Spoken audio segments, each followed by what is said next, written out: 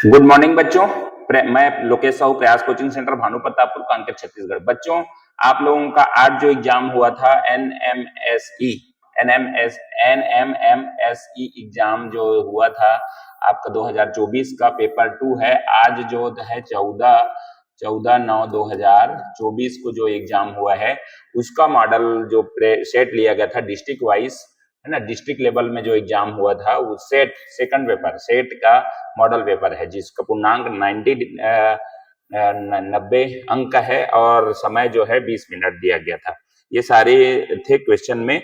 अब देखिए यहाँ पर आपको पहला क्वेश्चन मैं बता दूं। पहला क्वेश्चन का जो दिया है वो है आपका, किस वर्ष वास्को डी गामा पहली बार भारत आया था? किस वर्ष, है ना। तो किस वर्ष वास्को डी गामा आया था? तो 1498 में। बच्चों, ये पुर्तगाल से आया था, पुर्तगाली था, पुर्तगाली, है ना। ये चीज आपको एक्स्ट्रा मिलना रहा है, पुर्तगाली था वो। 1498 में क्या आया था? 1498 में भारत पहली बार आया था। ठीक है, चलिए दूसरा नंबर क्वेश्चन है, प्लासी का युद्ध किसके मध्य हुआ? प्लासी का युद्ध, ये जो प्लासी का युद्ध हुआ था बच्चों, वो हुआ था आपका 23 जून 1757। ये प्लासी का युद्ध का डेट है, आप इसको ध्यान रखें। प्लासी का युद्ध का जो डेट है, कब हुआ था, ये भी पूछा जाता है। तो प्लासी का युद्ध इस बार पूछा गया है किसके मध्य हुआ था। तो यहाँ पर है अंग्रेजों और सिराजुद्दौला के बीच। अंग्रेजों मतलब अंग्रेजों की तरफ से आपका क्या था? रॉबर्ट क्लाइव जो था वो था अंग्रेज, और वर्सेस में सिराजुद्दौला था। ठीक है, ये सिराजुद्दौला क्या था? बंगाल के नवाब थे। ये सिराजुद्दौला क्या थे? बंगाल के नवाब। इनके मध्य लड़ा गया था, ठीक है। तो ये था अंग्रेज। 23 जून 1757 इसका जो प्लासी का युद्ध का पूछेगा तो। ठीक है, नेक्स्ट क्वेश्चन है, तीसरा नंबर क्वेश्चन की ओर चलते हैं। बक्सर का युद्ध कब हुआ? तो बच्चों, बक्सर एक जगह है जहां पर अंग्रेज और किसके बीच हुआ था? अंग्रेज और तीन है। इसमें खास बात ये, तो पहले चीज इसका आंसर जो हो जाएगा बच्चों, वो है आपका आंसर जो हो जाएगा वो 1764 हो जाएगा, 1764। ठीक है, इसका बक्सर के युद्ध का इसका आंसर। लेकिन बक्सर के युद्ध के बारे में और फैक्ट बता दूं।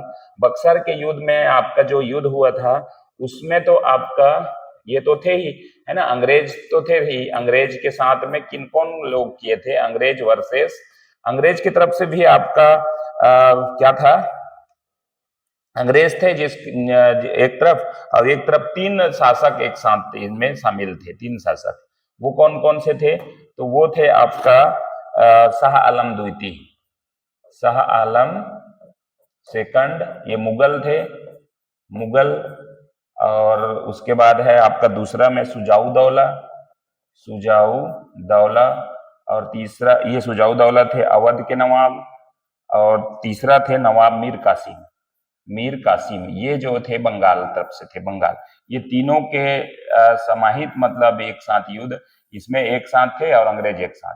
ठीक है, इसमें ये जो व्यक्ति था मीर कासिम ने क्या किया था? ये सेनापति थे, ये जो है ना उसमें क्या किए थे? इसके कारण दगा किए थे, इसके कारण ये क्या है? हार गए थे। ठीक है, तो ये खास करके। अब इसकी समाप्ति जो हुआ था ना, इलाहाबाद की संधि, ध्यान रखना। बक्सर के युद्ध की समाप्ति कब हुआ था? तो इलाहाबाद की संधि से हुआ था, बस्तर के युद्ध की समाप्ति। ठीक है, तो ये इसमें खास पॉइंट और मिल गया आपको। अभी आप देखते हैं, इसको नोट डाउन करते जाइएगा।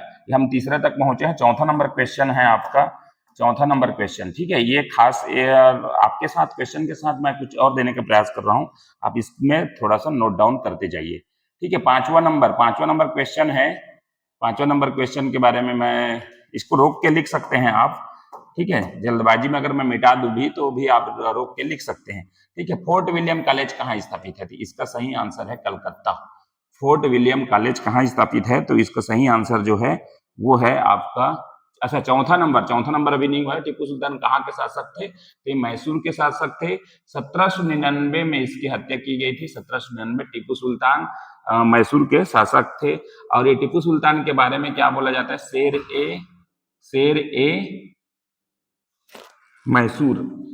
मैसूर के नाम से इसको जाना जाता है, या शेर ए बाग के नाम से जाना जाता है ना। ये दो मतलब मैसूर के शासक जो थे टीपू सुल्तान, उसको उसको दो नाम से जाना जाता है टीपू सुल्तान का ना, शेर ए मैसूर और शेर ए बाग के नाम से भी जाना जाता था। और इसका एक खास बात है, प्रथम, इसमें आप लिख लीजिएगा, प्रथम भारतीय मुस्लिम शासक था, प्रथम भारतीय मुस्लिम मुस्लिम शासक ये था टीपू सुल्तान।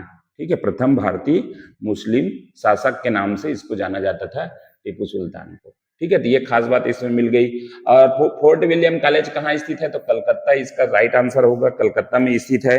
और इसको बनाया गया था 10 जुलाई 1800, है ना। इसका स्थापना अगर पूछता है, स्थापना, ठीक है, स्थापना अगर पूछता है तो यहाँ पर मैं लिख दे रहा हूँ 10 जुलाई 10/7/19 1800 ईस्वी को इसकी स्थापना हुआ था, 1800 स्थापना, है ना। तो एक पॉइंट और लिख लीजिएगा, इसमें कुछ खास इसके बारे में मैं पॉइंट वगैरह को लेके आया था। और गवर्नर इस समय थे, जिस समय इसने फोर्ट विलियम कॉलेज की स्थापना किया, उस समय भारत में गवर्नर कौन थे, तो गवर्नर थे आपका, मैं इसको मिटा देता हूं,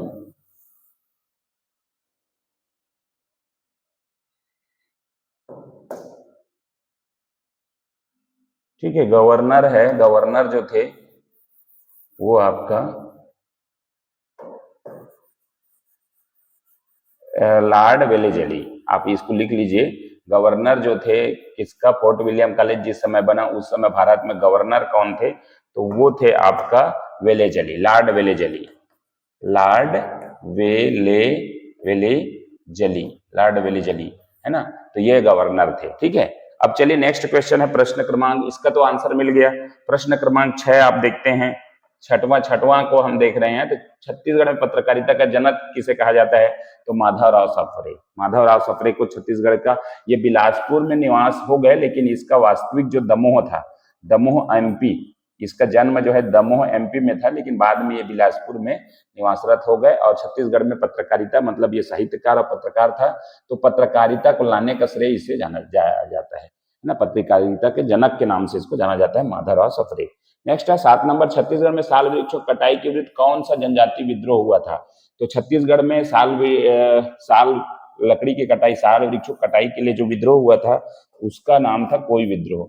ये कि कब हुआ था, तो इसका टाइमिंग जो है 1859, है ना, 1859 में इसका क्या हुआ था, स्थापना, क्या बोलते, छत्तीसगढ़ में साल वृक्षों कटाई के विरुद्ध विद्रोह हुआ था, है ना, कोई विद्रोह के नाम से जाना जाता है।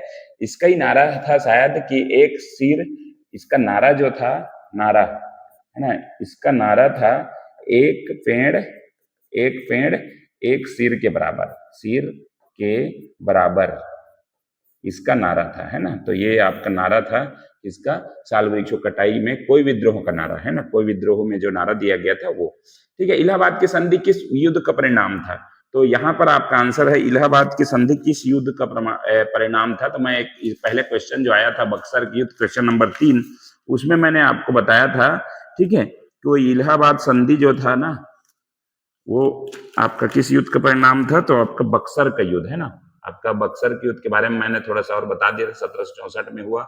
और इसमें तीन लोग, मतलब 3 शासक जो है एक साथ मिलके अंग्रेजों की लड़ाई लड़े थे अंग्रेजों के साथ, लेकिन वहां पर कुछ गलतियां की गई किन्हीं के द्वारा, इसकी वजह से बक्सर के युद्ध हार गए थे। ठीक है, तो ये था आपका बक्सर का युद्ध। और शाह आलम द्वितीय, है ना, शाह आलम द्वितीय, मीर कासिम और अवध के नवाब सुजाउद्दौला, इनके बीच हुआ था। ठीक है, 9 नंबर क्वेश्चन देखते हैं, भारत का प्रथम गवर्नर जनरल कौन था, भारत का प्रथम गवर्नर जनरल, तो जनरल जो था वो था विलियम बेंटिक, विलियम बेंटिक, ये राइट आंसर होगा क्वेश्चन नंबर 9 का। अब इसका कार्यकाल जो था 1828 से 1835 तक था, है ना, इसका कार्यकाल, प्रथम गवर्नर जनरल। इसका खास बात विलियम बेंटिक का एक तो था, राजा राम मोहन राय ने 1829 में सती प्रथा लाया था, सती प्रथा, सती प्रथा। अब ये किसने लाया था, तो राजा राम मोहन राय ने। अब इसका सहयोग जो है मोहन राय, राजा राम मोहन राय, है ना, इसने लाया था सती प्रथा, इसका सहयोग किया था, बहुत अच्छा सहयोग किया था, जिसकी वजह से सहयोग, हेल्प किया था, आप लिख सकते हैं हेल्प किया था किसने, विलियम बेंटिंक ने। इसके लिए जाना जाता है। सती प्रथा को राजा राम मोहन राय ने लाया था 1819 में और सफलतापूर्वक इसने इसका परिपालन हुआ। ठीक है, चलिए नेक्स्ट है आपका सहायक संधि स्वीकार करने वाले प्रथम राज्य। ठीक है, 10 नंबर, थोड़ा सा यहीं पर लिखा जा रहा है ज्यादा, तो मिटाते मिटाते कर सकते हैं, लेकिन ये क्या है, पीडीएफ है, इस वजह से इसमें गैप नहीं मिला। सहायक संधि स्वीकार करने वाला प्रथम राज्य कौन था? तो सहायक संधि को स्वीकार करने वाला प्रथम राज्य जो था, हैदराबाद का निजाम था। हैदराबाद का निजाम है ना, ये हैदराबाद था, सॉरी हैदराबाद था सहायक संधि स्वीकार करने वाला पहला राज्य हैदराबाद। और अंतिम राज्य जो था, अंतिम था वो मराठा था। ये अंतिम था भाई, अंतिम में मराठा था, होलकर।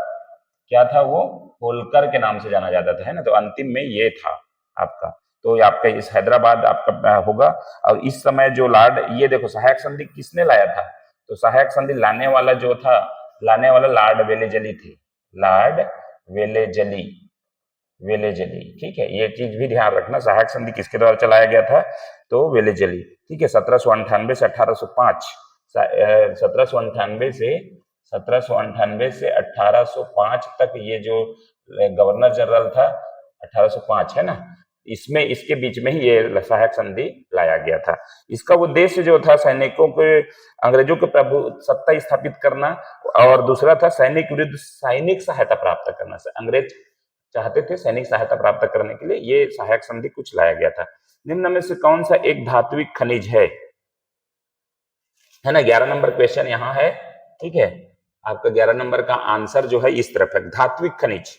आप देखेंगे धात्विक खनिज कौन सा है, या इसका क्वेश्चन का जो था वो था आपका धात्विक खनिज, है ना। आपका क्या था? धात्विक खनिज। धात्विक खनिज है, ये पूछा है धात्विक खनिज। तो धात्विक खनिज क्या है? तो धातु से निकलने वाले खनिज, है ना, धात्विक खनिज, धातु, है ना। तो आपका इसका जो है कच्चे रूप में एक या ज्यादा धात्विक तत्व होते हैं, है ना। इसका जो मेन वो था, धात्विक खनिज किसे कहेंगे? तो कच्चे रूप में उसमें कुछ और खनिज मिलते हैं, कच्चे रूप में पाए जाने वाला ऐसा बोल सकते हैं। और उसमें प्लस और खनिज भी मिलते हैं उनके साथ में, जो खनिज रहता है ना उनके साथ में प्लस खनिज और मिलते हैं, इसको धात्विक खनिज कहते हैं। तो कोयला, चूना पत्थर, अभ्रक, मैग्नीज। तो आपका राइट आंसर जो है वो है मैग्नीज। मैग्नीज जो है, ये सारे जो है अधात्विक खनिज है ना, अधात्विक खनिज कहलाते हैं। और इसका मैग्नीज जो है पायरोलुसाइट नाम का एक है, जिसमें अलग से और आता है पायरोलुसाइट। ठीक है, इस तरीके से।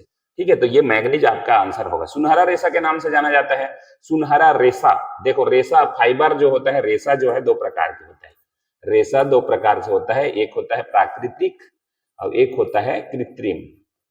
ठीक है, एक होता है प्राकृतिक, कृत्रिम। तो सुनहरा रेशा, ये सारे तो, ये तो सुनहरा रेशा है, ये है आपका पटसन, इसी को जूट बोला जाता है ना, ये सुनहरा रेशा है, सुनहरा रेशा के नाम से जाना जाता है। 12 नंबर हो गया। 13 नंबर प्राकृतिक रेशा का उदाहरण है। तो देखिए अभी मैंने बता रहा था रेशा दो प्रकार के, प्राकृतिक और कृत्रिम। तो प्राकृतिक में अपने आते हैं कपास हो गया, कपास हो गया, जूट हो गया, कपास, जूट, पटसन, है ना, पटसन, सन, इस टाइप का। ठीक है, और इसमें जो आते हैं वो nylon, nylon, Dacron, acrylic, acrylic, और है आपका पॉलिस्टर, पॉलिस्टर, इस टाइप के सारे जो है ना वो कृत्रिम में आते हैं, और जो है ये आपके क्या है, प्राकृतिक में। तो आपका आंसर क्या, प्राकृतिक रेशा का उदाहरण है तो आपका जूट है, जूट क्या है आपका, जूट आंसर होगा। ठीक है, ये तो आपका कृत्रिम रेशा है, तो जूट आपका इंसान आंसर होगा। 14 नंबर क्वेश्चन देखिए, रामकृष्ण मिशन की स्थापना किसने की? तो रामकृष्ण मिशन की स्थापना विवेकानंद ने किया था, विवेकानंद। अब विवेकानंद ने रामकृष्ण मिशन क्यों रखा? तो रामकृष्ण जो था, रामकृष्ण जो है विवेकानंद के गुरु थे, गुरु थे, है ना, गुरु थे, और विवेकानंद ने उसके नाम पर रामकृष्ण रखा गया। इसने स्थापना किया था रामकृष्ण मिशन की, और इसने 1 मई सन 1897, कब किया था इस मिशन की स्थापना? तो 1 मई 1897 को इसका स्थापना हुआ था, 1897। ठीक है, चलिए नेक्स्ट क्वेश्चन है 15 नंबर। 1857 की क्रांति के समय भारत के गवर्नर जनरल कौन थे? 1857 में जो क्रांति हुआ आपका, जो क्रांति जो हुआ 1857 क्रांति, जो लड़ाई लड़े थे उसमें आपका कौन था, आपका भारत के गवर्नर जनरल, तो लॉर्ड कैनिंग आपका भारत के गवर्नर जनरल था। और इस समय इसका कार्यकाल जो था 1856 से लेकर आपका 60 तक था। ठीक है, 1856 से 60 तक था, तो 1857 उसी बीच में आया। उस समय गवर्नर जनरल जो थे लॉर्ड कैनिंग थे। राष्ट्रपति के पद हेतु न्यूनतम आयु कितनी है, तो 35 ईयर होती है ना। प्रधानमंत्री का आपका 25 होता है, तो इसमें 35 आपका आंसर है। ठीक है, राष्ट्रपति के पद हेतु न्यूनतम आयु। ठीक है, नेक्स्ट है आपका 17 नंबर है भारतीय संविधान सभा की स्थायी अध्यक्ष। तो देखिए स्थायी अध्यक्ष डॉक्टर राजेंद्र प्रसाद थे। ठीक है, अस्थायी अध्यक्ष के रूप में देखो स्थायी अध्यक्ष कब चुना गया, स्थायी अध्यक्ष भारतीय संविधान सभा के जो अध्यक्ष स्थायी तो ये थे राजेंद्र प्रसाद। इसका करेक्ट आंसर 9 दिसंबर 1846 को 9 दिसंबर 1946 को आपका क्या था, अस्थायी चुना गया, अस्थायी। ठीक है, अस्थायी। अब इसमें डॉक्टर सच्चिदानंद थे, डॉक्टर सच्चिदानंद को चुना गया था, सच्चिदानंद सिन्हा। और 11 दिसंबर जो हुआ, 11 दिसंबर 1946, उसमें आपका डॉक्टर राजेंद्र प्रसाद को चुना गया, राजेंद्र प्रसाद। ठीक है, तो इसका करेक्ट आंसर जो स्थायी अध्यक्ष पूछा है तो डॉक्टर राजेंद्र प्रसाद। अस्थायी अगर पूछता तो आपका हो जाता अस्थायी में सच्चिदानंद सिन्हा। ठीक है, चलिए 18 नंबर क्वेश्चन देखते हैं। राज्य के प्रथम मुख्यमंत्री, राज्य के मुख्यमंत्री की नियुक्ति कौन करता है, ये राज्यपाल करता है। राज्यपाल राज्य के मुख्यमंत्री की नियुक्ति करता है।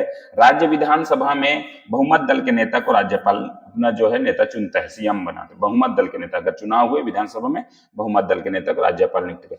माजुली द्वीप स्थित है, 19 नंबर क्वेश्चन। माजुली द्वीप ये असम में स्थित है, एक्चुअल में ये क्या है, असम में। और ये है ब्रह्मपुत्र नदी में स्थित है, दोनों के बीच में ब्रह्मपुत्र नदी में एक द्वीप है। और विश्व के सबसे बड़ी लंबी नदी द्वीप है, बड़ी लंबी द्वीप, बड़ी विश्व के है ना, विश्व के बड़ी नदी द्वीप के नाम से जाना जाता है। ये चीज आप नया फैक्ट है, इसको फैक्ट रखिएगा। विश्व के बड़ी नदी द्वीप के नाम से किसे जाना जाता है, तो माजुली द्वीप को जाना जाता है। स्थायी बंदोबस्त सर्वप्रथम अंग्रेजों ने किस प्रांत में लागू किया, ये देखिए स्थायी बंदोबस्त अंग्रेजों ने लाया था। स्थायी बंदोबस्त अंग्रेजों की तरफ से एक जो था लॉर्ड गवर्नर जनरल, वो था कार्नवालिस। क्या नाम था उसका, कार्नवालिस, लॉर्ड कार्नवालिस जो थे स्थायी बंदोबस्त लाए। और ये जो है आपका जो स्थायी बंदोबस्त जो है लागू हुआ वो 17 मार्च 1793 को लागू हुआ, लागू है ना। तो ये जो है आपका डेट है, लागू कब हुआ, तो स्थायी बंदोबस्त 17 मार्च 1793। ठीक है, और ये है स्थायी बंदोबस्त कंपनी और बंगाल के जमींदारों के बीच वसूलने संबंधी व्यवस्था, कर वसूलना था इनको, है ना। जो कंपनी जो था वो क्या चाहता था, आपके जो रियासत थे, है ना, बंगाल के जमींदार जो थे, बंगाल में एक्चुअल में लगा था, इसका राइट आंसर जो है बंगाल में, बंगाल के जमींदारों से कर वसूलने के लिए स्थायी बंदोबस्त व्यवस्था लाई गई थी। ठीक है, तो ये था आपका 20 नंबर स्थायी बंदोबस्त। 21 नंबर क्वेश्चन, यहाँ पर भारत और चीन के मध्य, चीन की सीमा रेखा, भारत और चीन के मध्य सीमा रेखा को क्या कहते हैं, तो ये है मैकमोहन रेखा। मैकमोहन रेखा जो कि 1914 में आपका क्या हुआ, 1914 में बना, रेड क्लिफ क्या था इसका नाम, मैकमोहन। और ये जो है मैकमोहन रेखा का किलोमीटर है आपका 1890 किलोमीटर। ये दो फैक्ट और आपको मिल गए। और ये जो मैकमोहन किसके नाम से था, तो यहाँ पर हेनरी मैकमोहन जो था ना, तत्कालीन विदेश सचिव थे, है ना, विदेश सचिव आप लिख सकते हैं, विदेश सचिव जो थे उस समय हेनरी मैकमोहन, इसके नाम पर क्या बना था, ये हेनरी मैकमोहन के नाम पर मैकमोहन रेखा 1914 में बना, शिमला समझौता के बाद। शिमला समझौता हुआ, उसके बाद आपका क्या बना गया था, शिमला समझौता के बाद। ठीक है, तो 1914 में मैकमोहन रेखा के बारे में, मतलब भारत और चीन के बीच एक रेखा खींचा गया। इसको चीन नहीं मानता है ना, लेकिन भारत अभी भी इस पर कायम है। ग्रीनविच रेखा, 22 नंबर क्वेश्चन देखते हैं। 22 नंबर क्वेश्चन है, ग्रीनविच रेखा कितने अंश देशांतर में खींची गई, तो 0 अंश है। लंदन के एक शहर है ग्रीनविच, कहां पर है, लंदन के शहर ग्रीनविच, इस उसके बीचों बीच से गुजरता है, इस वजह से इसको ग्रीनविच रेखा बोला जाता है। अभी 0 अंश आपका आंसर होगा। सूचना का अधिकार अधिनियम कब लाया गया, तो लाया गया 2005, सूचना के अधिकार अधिनियम 2005। ठीक है, 33 के बाद है 24 नंबर क्वेश्चन। शोषण के विरुद्ध अधिकार कितने वर्ष तक के बच्चों की सुरक्षा प्रदान करता है? यह है 14 वर्ष। 14 शोषण के विरुद्ध अधिकार मतलब छोटे बच्चे को कहीं भी कारखाने वगैरह में काम नहीं कराया जा सकता। इसको सुरक्षा प्रदान करता है 14 वर्ष के से कम 14 वर्ष तक के बच्चों को, है ना, शोषण के विरुद्ध अधिकार। ठीक है, तो 6 अधिकार है संविधान में, 6 अधिकार दिए गए हैं, समानता, स्वतंत्रता और शोषण के विरुद्ध अधिकार, फिर है धार्मिक स्वतंत्रता का अधिकार, और है आपका शिक्षा संस्कृति का अधिकार, संवैधानिक उपचारों का अधिकार। 6 अधिकार दिए गए हैं। तो इसमें शोषण के विरुद्ध अधिकार धारा 21 से 22, 21-22 में आपका उल्लेख है, धारा 21-22 में, है ना। 21-22 नहीं है, ये है आपका 23 और 24, 23-24 में आपका इसका उल्लेख है। ठीक है, शोषण के विरुद्ध अधिकार। ठीक है, चलिए, भारत सरकार का केंद्रीय बैंक के नाम से जाना जाता है, तो भारतीय रिजर्व बैंक जो है भारत सरकार का केंद्रीय बैंक है, आरबीआई। आरबीआई जो है भारत सरकार का केंद्रीय बैंक है। इसकी स्थापना अधिनियम जो है, अधिनियम 1934 के तहत 1 अप्रैल 1935 को स्थापना हुआ था। ठीक है, इसका जो पहले का जो कार्यालय था, स्थायी कार्यालय, वो कोलकाता में था, लेकिन 1937 में मुंबई है। तो इसका जो मुख्यालय जो कहाँ है अगर पूछा जाए तो आपका क्या है, आरबीआई का मुख्यालय मुंबई में आपका है, मुंबई। ठीक है, मुंबई में इसका मुख्यालय है। पहले कोलकाता में था, लेकिन 1937 से यहाँ पर मुंबई में इसका कार्यालय है। नेक्स्ट क्वेश्चन है 26, राज्यसभा में कितने सदस्यों को राष्ट्रपति मनोनीत करता है? तो इसको देखिएगा, राज्यसभा में और लोकसभा में, राज्यसभा में कितने का मनोनीत करता है? तो 12। और ये है लोक कला, साहित्य, शिक्षा, अन्य में जो उपलब्धियां रखते हैं वैज्ञानिक वगैरह, उसको राष्ट्रपति टोटल 12 लोग करते हैं। और राज्यसभा में जो सीट होती है वो होती है 250। ठीक है, राज्यसभा में सीट जो होती है 250 में 12 जो है आपका मनोनीत होता है, मनोनीत। और उसी तरीके से आपका 550 जो होता है लोकसभा में, उसमें 2 मनोनीत होता है आपका, 2 मनोनीत, ये चीज ध्यान रखना। ठीक है, 2 मनोनीत होता है, तो आपका राइट आंसर जो होगा 12 होगा। ठीक है, नेक्स्ट है आपका, उड़ीसा में स्थित हीराकुंड बांध किस नदी पर निर्मित है? तो ये है महानदी, जो हमारे छत्तीसगढ़ से जिसका उद्गम होता है सिहावा पर्वत से, है ना। ये 858 किलोमीटर है। महानदी की जो है दूरी जो है, महानदी की दूरी जो है 858 किलोमीटर है टोटल। और छत्तीसगढ़ में सीजी में 286 किलोमीटर ये बहती है। और ये आपका लंबी नदी के नाम से जाना जाता है।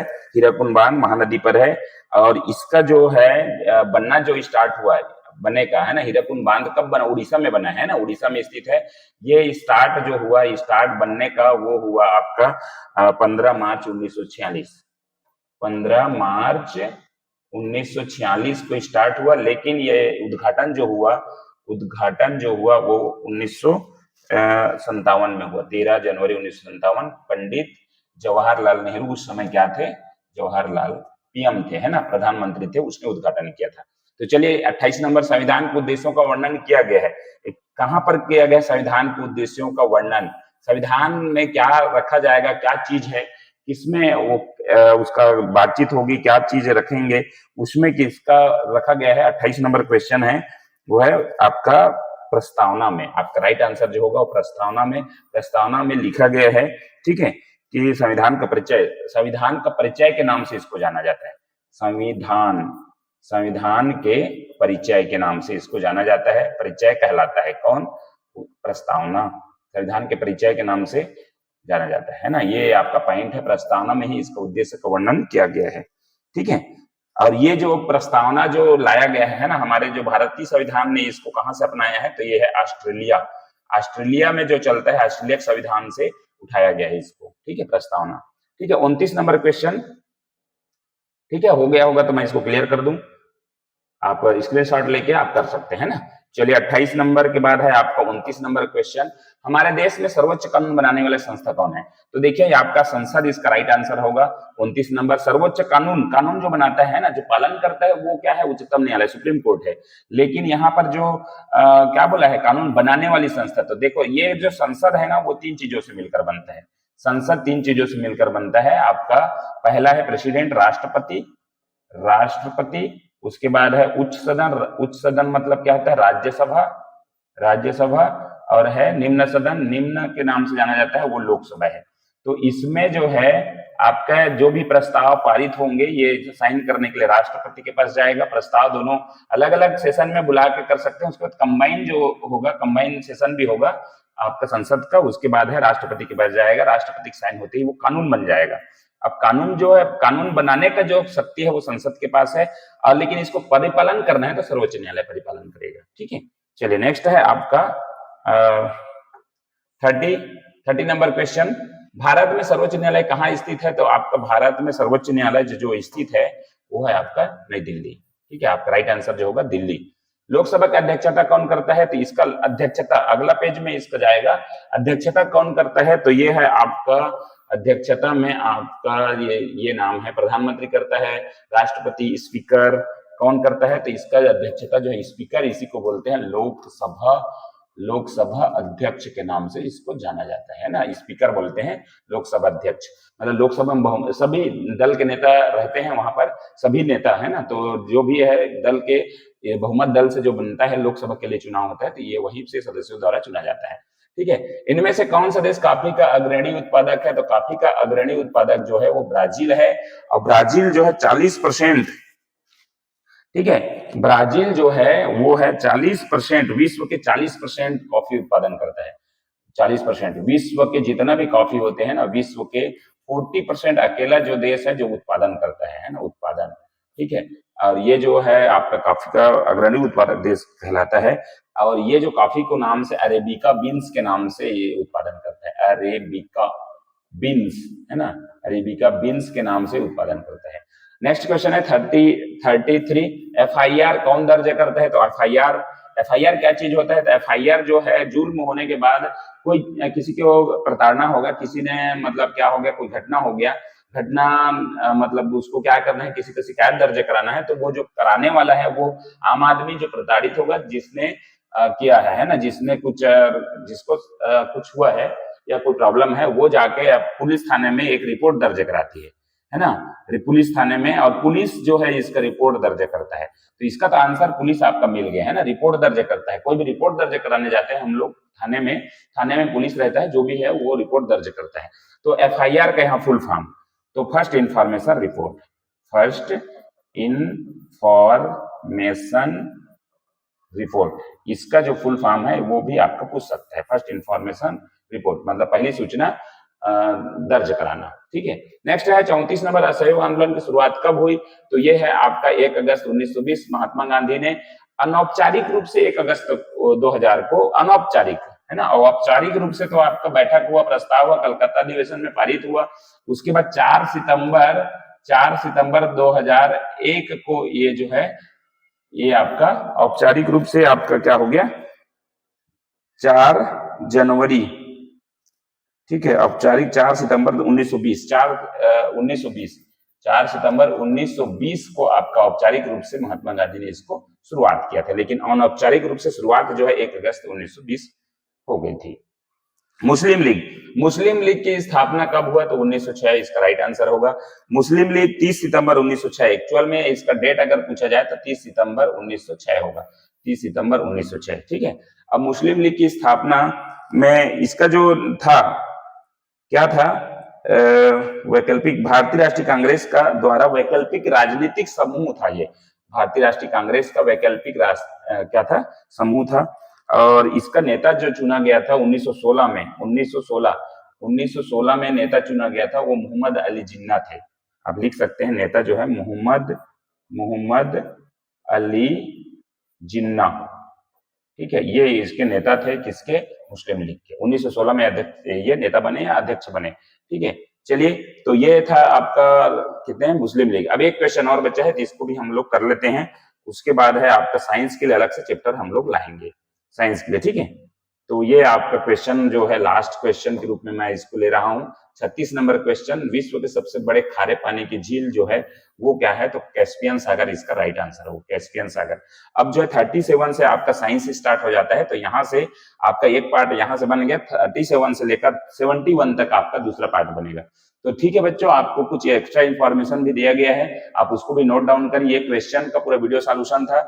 इस तरीके से आपको वीडियो या क्वेश्चन जो भी आपको देखना है तो हमारे चैनल में बिल्कुल बने रहिएगा। हमारा चैनल है प्रयास एग्जाम क्लासेस, ठीक है। ये हमारे चैनल है, इसको आप सर्च करें आपके यूट्यूब चैनल पर और इसको सब्सक्राइब करके रखें। जो भी इंफॉर्मेशन वीडियो है, जो भी जिस प्रकार के एग्जाम चल रहे हैं, अभी स्कूल के लिए खास करके तैयारी ज्यादा कराया रहा है प्रयास, और आपका नवोदय हो गया, आपका सैनिक हो गया, और एनएमएसई वाला जो एग्जाम है, अभी जो एग्जाम चल रहा है, इन सारे का प्लेटफॉर्म अच्छा से बना हुआ है। आप इससे आप तैयारी कर सकते हैं, या तो हमारा एक ऐप डाउनलोड करें गूगल प्ले स्टोर से, प्रयास, ठीक है। प्रयास ऐप डाउनलोड करके भी आप हमारे साथ तैयारी कर सकते हैं। उसमें ऐप करेंगे तो थोड़ा सा कम रेट वाला जो है कोर्स आपको मिल जाएगा, बहुत ही कम रेट, क्योंकि शुरुआत है बच्चों, शुरुआत से मैं इसको एकदम कम रेट में मैं रखा हूँ। 4 महीना 6 महीना का जो कोर्स है उसको बहुत ही कम रेट में है। आप इसको पहले तो सर्च करें, देखें, यूट्यूब चैनल में जाएं, हमारे साथ तैयारी करें। अच्छा लगा वीडियो तो लाइक शेयर कमेंट्स करें और चैनल को सब्सक्राइब करें। Thank you.